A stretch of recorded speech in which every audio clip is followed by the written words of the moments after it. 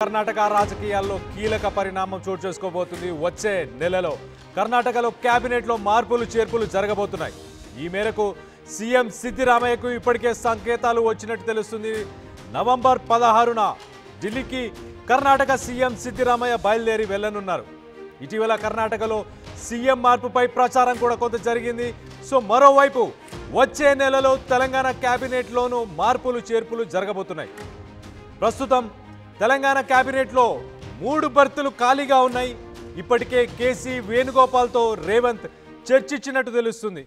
So మొత్తం మీద మనం గతంలో కూడా చూసాం, ఇటు డీకే శివకుమార్, సిద్దిరామయ్య వీరిద్దరి మధ్య సీఎం పోస్ట్ తనకంటే తనకే కావాలి అంటూ ఇద్దరు పోటీ పడ్డారు. సరే, కొంతకాలం గడిచిన తర్వాత నీకు అవకాశం ఇస్తానంటూ ఏఐసీసీకి సంబంధించిన పెద్దలు ఇటు డీకే శివకుమార్కి ఒక అభయహస్తాన్ని ఇచ్చినట్టు మన అందరికీ తెలుసు.